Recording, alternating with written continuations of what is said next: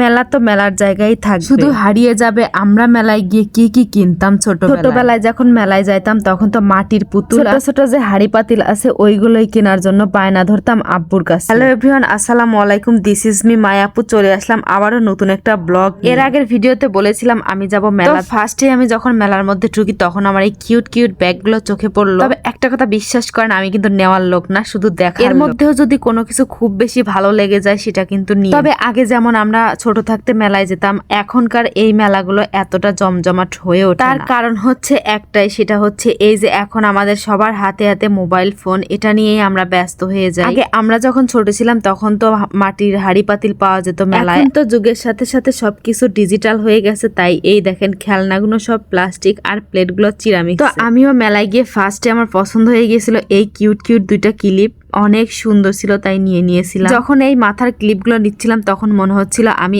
এখনো ছোট রয়ে গেছি। কিছু কিছু জিনিস দেখলে আসলে নজর ফিরানো যায় না। বরাবরের মতো মেলায় হচ্ছে সন্ধ্যার পরে গেলেই সবচাইতে বেশি ভালো লাগে। এই মেলার জিনিসগুলো খুবই কিউট কিউট ছিল। এখনকার মেলা তো নয় যেন শপিং মল।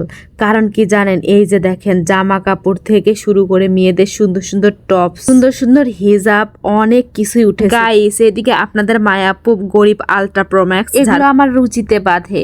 মানে হচ্ছে টাকা নাই, বুঝেন না। পান চাইলাম পান দিলা না, তোমার সাথে কিসের পিরিত। এই যে একটা গান আছে না। তো যাই হোক, এত সুন্দর পান দেখে যদি আপনি পান একটা কিনে না খাওয়ান তাহলে তো পিরিতি নষ্ট হবে। যাই হোক, পান আমার পছন্দ না, পান আমি খাই না। সংসার সুখী হয় রমণীর গুণে, আর সেই রমণীর হাতে যদি চাবি এক গোছা না থাকে তাহলে কিসের সংসার। তার জন্য আমি একটা সুন্দর চাবির রিং নিয়ে নিলাম। এই যে দেখেন, এইদিকে ছোট ছোট বাচ্চাদের খেলার জন্য কিন্তু অনেক সুন্দর সুন্দর রাইটার এসছে এখানে। মেয়ে মানুষ হচ্ছে ছেঁচড়া, জানেন কেন? এই যে দেখেন সারা বেলা কসমেটিক্স এর দোকানে ঘুরেও যেন মনটা ভর্তি। মেয়েরা যা দেখে তাই নেয়, তো এই জন্য মেলায় মনে করেন শুধু মেয়েদের জিনিসই, ছেলেদের জিনিস আর খুঁজে পাওয়া যায়। তবে যাই হোক, এই ফুলদানি গুলো এত পরিমাণ কিউট। শীতের মাস আর যেন পিঠা খাওয়ার বাহার, আর নকশি পিঠা তো কথাই। আর এই বাহারি বাহারি ফুলের নকশা তৈরি করার ফর্মুলা নিয়ে চলে এসেছেন এই দোকানে। যারা এরকম নকশি পিঠাগুলো পছন্দ করেন তারা কিন্তু এই ফর্মুলাগুলো নিয়ে সহজেই বাসায় বসে বানাতে পারেন। মেলায় যাবো আর ফুচকা খাবো না তাই কখনো হয়? তাই তো এক প্লেট ফুচকা নিয়ে বসে পড়লাম। এইদিকে ফুচকা লাভার যারা আছো তারা কমেন্ট করে যাবা,